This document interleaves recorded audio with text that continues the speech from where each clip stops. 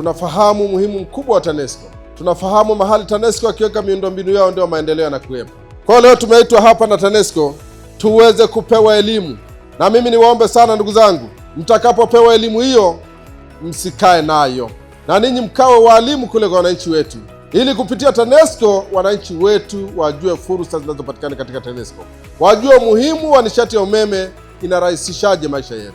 Baada ya kusema maneno hayo machache ya utangulizi, niwashukuru kwa kuja, niwashukuru TANESCO kwa maandalizi mazuri, na nitamke rasmi sasa mkutano huu wa kwetu sisi wadau na TANESCO tumeufungua rasmi. Karibuni sana, asante sana. Siku ya leo tulikutanika hapa katika ukumbi wa KBH na viongozi mbalimbali ikiwemo madiwani, watendaji wa vijiji na kata na mtaa, lakini pia tulikutana na wenye viti wa vijiji pamoja na vitongoji. Dhumuni letu kubwa kama mkoa wa Singida TANESCO tulikuwa ni kuwapa elimu juu ya matumizi sahihi ya umeme wetu huu. Sambamba na hilo ni kuhakikisha wananchi wetu kule chini wanafikishiwa taarifa zinazotuhusu sisi, waitambue TANESCO ni taasisi ya namna gani na inafanya shughuli zipi. Elimu tulioipata hususan kulinda miundombinu ya TANESCO, hili jukumu ni la kwetu sisi sote, kwa sababu ile miundombinu inatuhusu sisi. Pindi tunapoona kwamba kuna uharibifu umefanyika, tunatakiwa turipoti TANESCO, kwa sababu tayari hata mawasiliano wameweza kutupatia. Tumepata elimu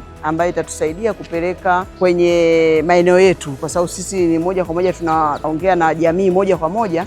Kwa hiyo ni vizuri kwamba TANESCO imetupatia elimu hii ambayo sisi pia kama ni wadau wa maendeleo, basi tutaipeleka moja kwa moja kwa wananchi, na kupitia mikutano yetu, kupitia vikao vyetu, basi tutaweza kutoa elimu hii kwamba umeme sio kama vile tunavyofikiri kwamba kitu chochote utakachotumia basi kinachukua umeme. Hapana.